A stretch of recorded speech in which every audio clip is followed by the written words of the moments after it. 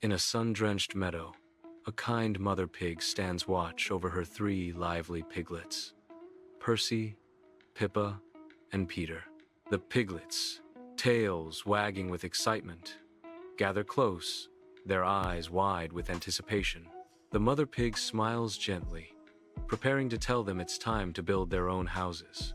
Each piglet, brimming with distinct personalities, eagerly awaits the start of their new adventure.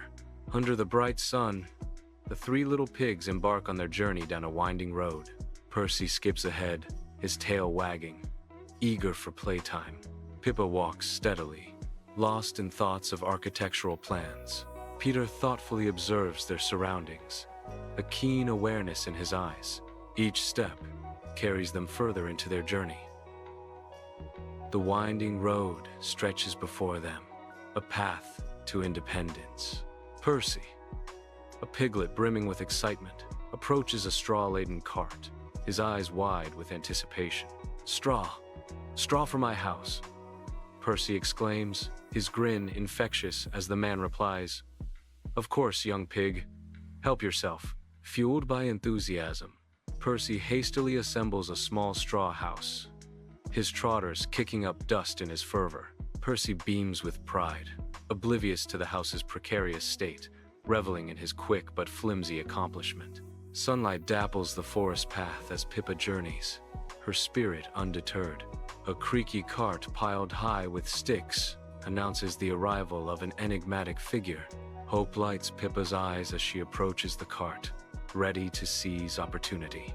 "Excuse me, sir," Pippa calls out, her voice echoing in the serene woods. She asks, "Would you happen to have any sticks to spare? I am building a house." Peter approaches the man with the cart, overflowing with bricks, determination etched on his face. "I need bricks to build my house," Peter declares, his voice firm with resolve. "I agree," the man responds, nodding slightly. Peter carefully selects each brick, his hands moving with purpose and precision. Brick by brick, the house rises, a testament to his foresight and unwavering determination. In the sunny meadow, a big, hungry wolf prowls with intent, his shadow falling ominously across Percy's fragile straw house. He pauses, nose twitching, as the scent of Percy drifts from the straw walls, a sinister grin spreading across his face. The wolf's eyes gleam with anticipation, locking onto the seemingly defenseless straw structure. Percy's straw house stands vulnerable against the horizon, the wolf a looming threat in the idyllic landscape. The wolf circles, a predator assessing its prey, the sunny day doing little to diminish the palpable danger. Inside the frail straw house, Percy trembles, his eyes wide with terror. The wind howls relentlessly through the cracks, each gust a chilling reminder of the danger outside. A menacing snarl vibrates through the thin straw walls, each word a threat. The wolf's voice booms.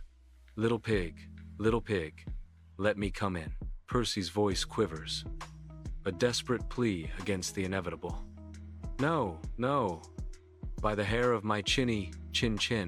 His small house offers little protection against the storm and the wolf. The wolf inhales, his chest swelling, a storm of destruction brewing within. He unleashes a torrent of air. The straw house explodes in a chaotic blizzard. Percy squeals, his eyes wide with terror as his home is destroyed. He turns and runs, his little legs pumping, fear driving him towards Pippa's house. Percy arrives at Pippa's stick house, his breath ragged, his eyes wide with terror. He stumbles, the image of his destroyed home flashing before his eyes. His voice cracks with desperation as he cries out, "Help, Pippa!" He clutches at the doorframe, seeking support and safety. "The big bad wolf blew down my house," he exclaims, his voice trembling.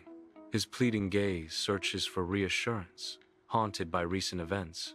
Inside the fragile stick house, the structure groans under an unseen threat, its fate hanging precariously.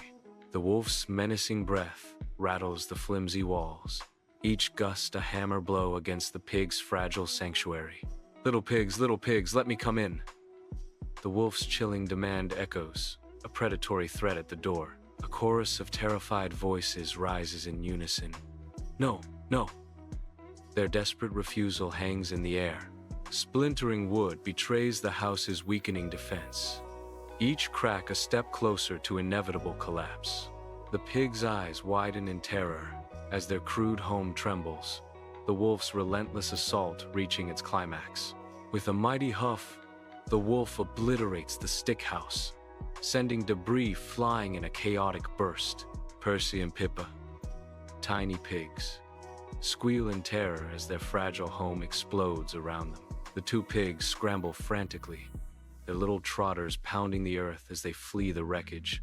They run desperately towards Peter's brick house, their only beacon of hope in a world of terror. With each step, their hope dwindles, overshadowed by the looming threat and the memory of shattered sticks. The wolf arrives, his eyes gleaming, a predatory gleam in his focused gaze as he approaches Peter's brick house. The brick house stands firm, a symbol of resilience against the encroaching threat. The wolf pauses, gathering himself before calling out with menacing intent. Little pigs, let me come in."